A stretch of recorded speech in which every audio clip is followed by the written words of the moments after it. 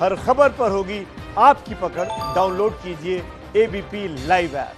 बड़ी खबर है, हाथरस केस की सीबीआई जांच के बीच एक चश्मदीद सामने आया है। इसने सीबीआई के सामने बयान देकर केस को नया मोड़ देने की कोशिश की है। एबीपी न्यूज आज उसी चश्मदीद के बयान की पड़ताल करेगा। ये जानने की कोशिश करेगा कि कहीं केस को लटकाने, अटकाने, भटकाने की कोशिश तो नहीं हो रही।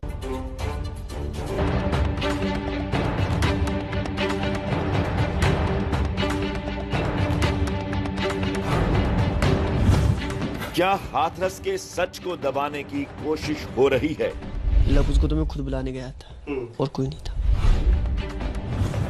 क्या हाथरस के आरोपियों को बचाने की कोशिश हो रही है?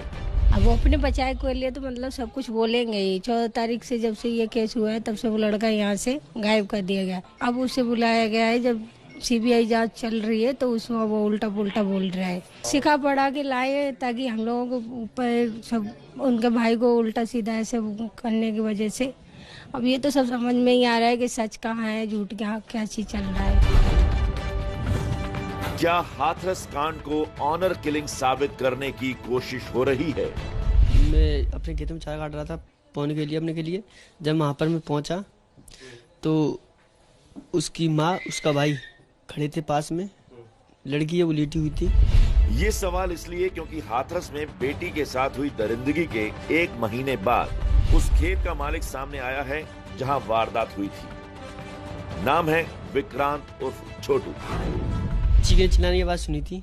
मैं अपने खेत में चारा काट रहा था पौने के लिए अपने के लिए। जब वहाँ पर मैं पहुँचा तो उसकी माँ उसका भाई खड़े थे पास में, लड़की है वो लेटी हुई थी।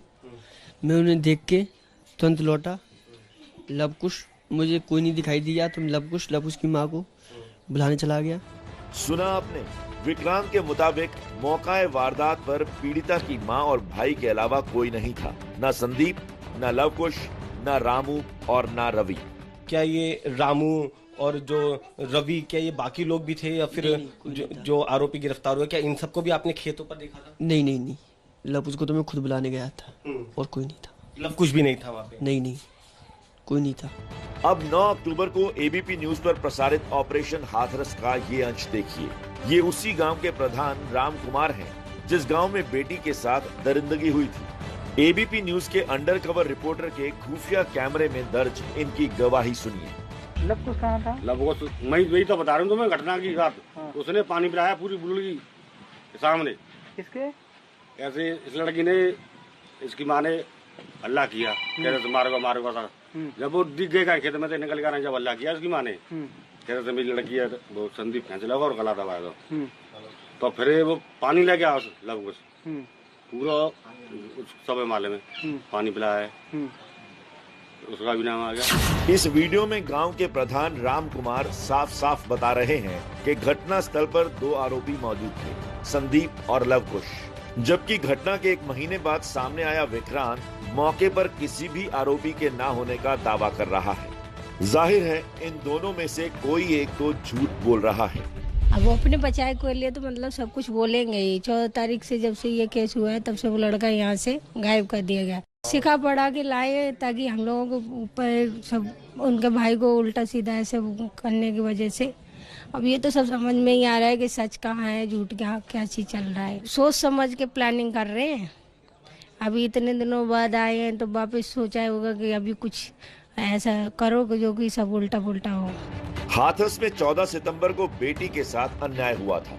पीड़िता ने दम तोड़ने से पहले दिए बयान में आरोपियों का नाम लिया था। तो मुझे देखो कह रहा रवि कुछ हुआ है कि नहीं? कुछ हुआ कि नहीं? अच्छा फोन करके। अच्छा हाँ। तो रवि कह रहा था कुछ हुआ कि नहीं? तो मैं समझ गई। हाँ।